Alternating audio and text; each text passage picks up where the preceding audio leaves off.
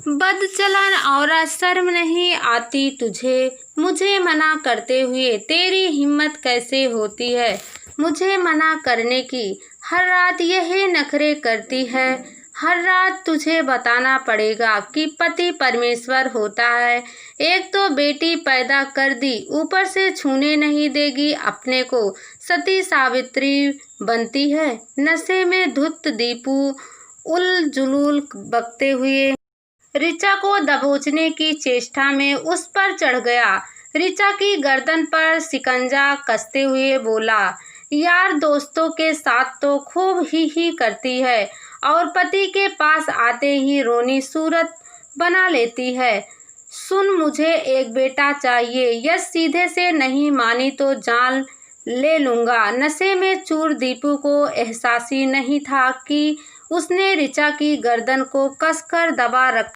दर्द से छटपटाती ऋचा खुद को छुड़ाने की कोशिश कर रही थी। अंत में उसने खुद को छुड़ाने के लिए दीपू की जांघों के बीच कसकर लात मारी। दर्द से तड़पते हुए दीपू एक तरफ लुढ़क गया और मौका पाते ही ऋचा पलंग से उतर कर भागी और फिर जोर से चिल्लाते हुए बोली, नहीं पैदा करनी तुम्हारे जैसा जानवर से एक और संतान। मेरे लिए मेरी बेटी ही सब कुछ है। दीपू जब तक अपने आप को संभालता, ऋचा ने कमरे से बाहर आकर दरवाजे की कुंडी लगा दी। हर रात यही दोहराया जाता था, पर आज पहली बार ऋचा ने कोई प्रतिक्रिया दी। मगर अब उसे डर लग रहा था, न सिर्फ अपने लिए बल्कि अपनी 3 साल की नन्ही बिटिया के लिए भी। फिर क्या करे क्या नहीं की मनोस्थिति से उबरते हुए उसने तुरंत घर छोड़ने का फैसला ले लिया। उसने एक ऐसा फैसला लिया जिसका अंजाम वह खुद भी नहीं जानती थी, पर इतना जरूर था कि इससे बुरा तो भविष्य में नहीं होगा। ऋचा ने जल्दी जल्दी अलमारी में छिपा कर रखे रुपए निकाले और फिर नन्ही गुड़िया को शॉल से ढककर घर से बाहर निकल गई। निकलते वक्त उसकी आंखों में आंसू आ गए, पर उसने पीछे मुड़कर नहीं देखा। वह घर जिसमें उसने 7 साल गुजार दिए थे, कभी अपना हो ही नहीं पाया। जनवरी की कड़ाके की ठंड और सन्नाटे में डूबी सड़क ने उसे ठंड से ज्यादा डर से कपा दिया। पर अब वह वापस जाने का मतलब था अपनी जान गंवाना, क्योंकि आज की उसकी प्रतिक्रिया ने पति के पुरुष को, उसके अहम को चोट पहुंचाई है और इसके लिए वह उसे कभी माफ नहीं करेगा। यही सोचते हुए ऋचा ने कदम आगे बढ़ा दिए, पर कहाँ जाए कैसे जाए, सवाल निरंतर उसके मन में चल रहे थे।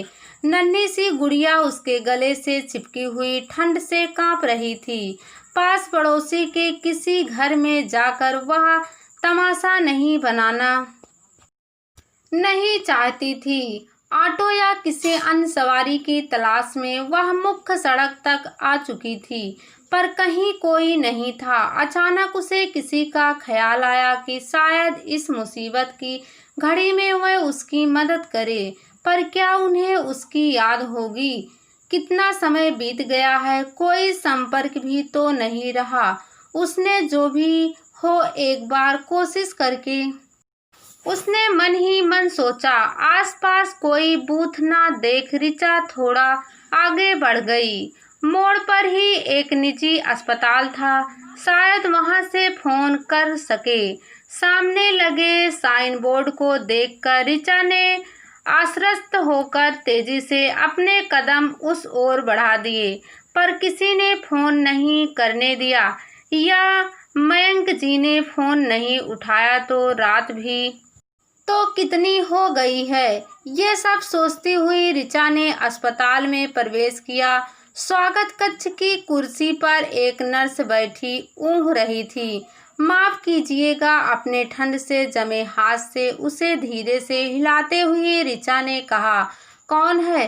चौंकते हुए नर्स ने पूछा। फिर ऋचा को बच्ची के साथ देख उसे लगा कि कोई मरीज है, अतः अपनी व्यावसायिक मुस्कान बिखरते हुए पूछा, मैं आपकी क्या मदद कर सकती हूँ? जी मुझे एक ज़रूरी फ़ोन करना है, ऋचा ने विनती भरे सुर में कहा। पहले तो नर्स ने आनाकानी की, पर फिर उसका मन पसीज गया, अतः उसने फ़ोन आगे कर दिया।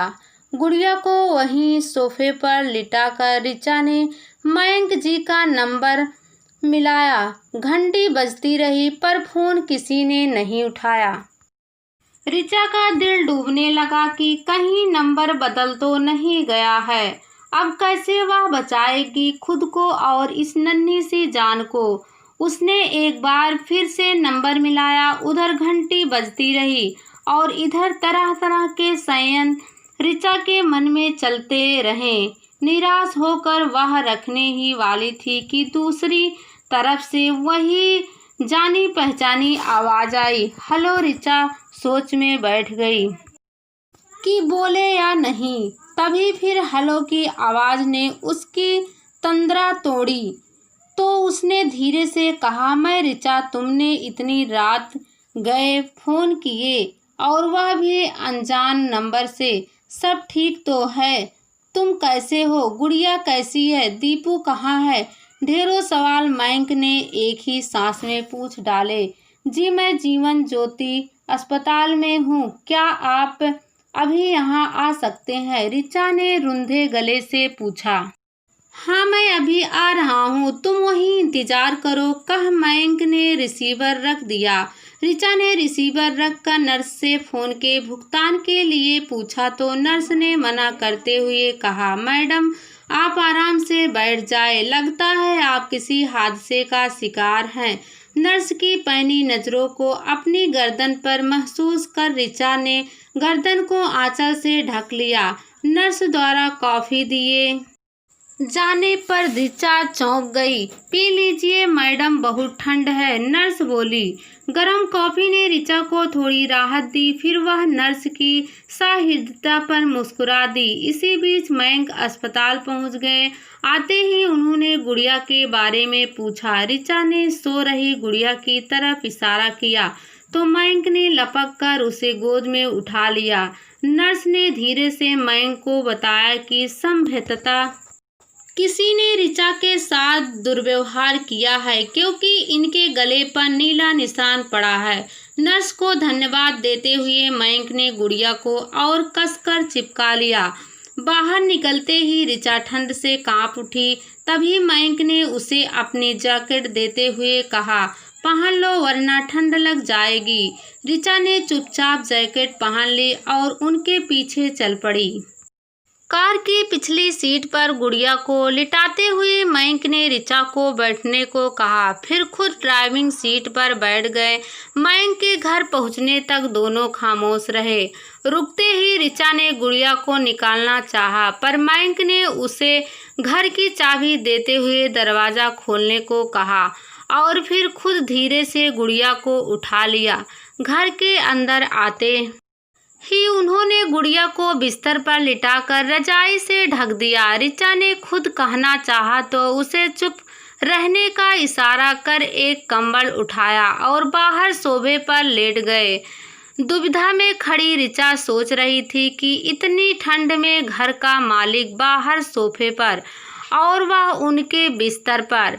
इतनी रात हो गए, वह उनसे कोई तर्क भी नहीं करना चाहती थी, इसलिए चुपचाप गुड़िया के पास लेट गई। लेटती ही उसे एहसास हुआ कि वह बुरी तरह थकी हुई है। आंखें बंद करते ही नींद ने दबोच लिया।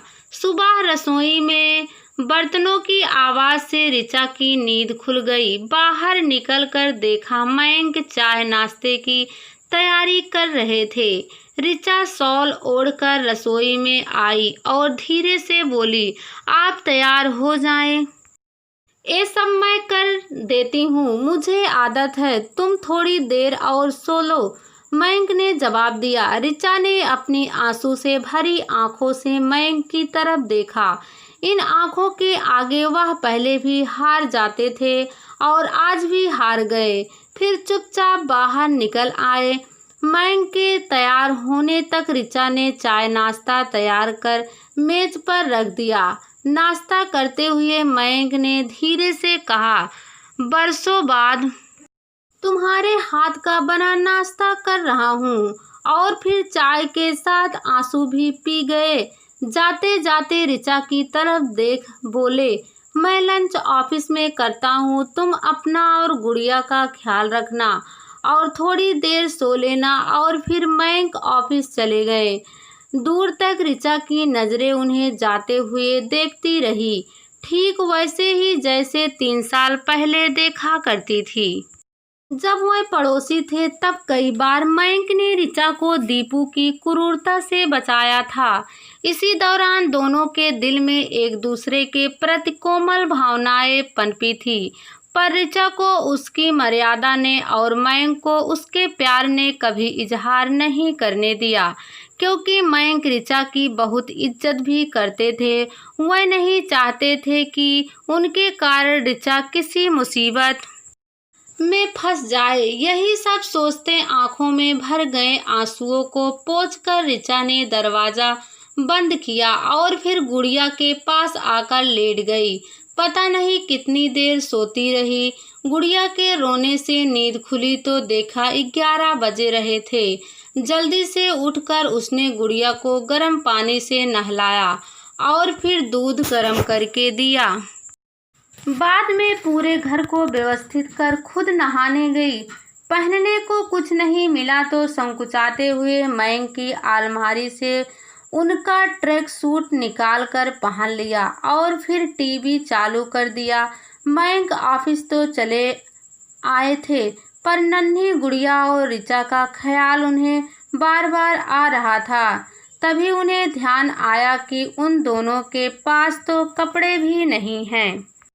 नई जगह गुड़िया भी तंग कर रही होगी। यही सब सोचकर उन्होंने आधे दिन की छुट्टी ली और फिर बाजार से दोनों के लिए गर्म कपड़े, खाने का सामान लेकर वह स्टोर से बाहर निकल ही रहे थे कि एक खूबसूरत गुड़िया ने उनका ध्यान अपनी तरफ आकर्षित किया, तो उन्होंने उसे भी पैक करवा लिया और फिर घर चल दिए। दरवाज़ा खोलते ही ऋचा चौंक गई।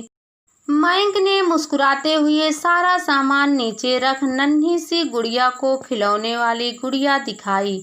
गुड़िया खिलौना पाकर खुश हो गई और उसी में रम गई। मयंक ने ऋचा को सारा सामान दिखाया। बिना उससे पूछे ट्रैक सूट पहनने के लिए ऋचा ने माफ़ी मांगी तो मयंक ने हंसते हुए कहा, एक शर्त पर, जल्दी कुछ खिलाओ, बहुत तेज भूख लगी है। सिर हिलाते हुए ऋचा रसोई में घुस गई। जल्दी से पुलाव और रायता बनाने लग गई। जितनी देर उसने खाना बनाया उतनी देर तक मयंक गुड़िया के साथ खेलते रहे। एक प्लेट में पुलाव और रायता लाकर उसने मयंक को दिया। खाते खाते मयंक ने एकाएक सवाल किया, और कब तक इस तरह जीना चाहती हो? इस सवाल से सकपका गई ऋचा खामोश बैठी रही। अपने हाथ से ऋचा के मुंह में पुलाव डालते हुए मयंक ने कहा, तुम अकेली नहीं हो, मैं और गुड़िया तुम्हारे साथ हैं। मैं जानता हूँ सभी सीमाएं टूट गई होगी, तभी तुम इतनी रात को इस तरह निकली। पत्नी होने का अर्थ गुलाम होना नहीं है। मैं तुम्हारी स्थिति का फायदा नहीं उठाना चाहता हूँ। तुम जहाँ जाना चाहो मैं तुम्हें वहाँ सुरक्षित पहुँचा दूँगा, पर अब उस नर्क से निकलो। मयंक जानते थे ऋचा का अपना कहने को कोई नहीं है इस दुनिया में, वरना वह कब की इस नर्क से निकल गई होती। ऋचा को मयंक की बेइंतहा चाहत का अंदाजा था और वह जानती थी कि मयंक कभी मर्यादा का उल्लंघन नहीं करेगा।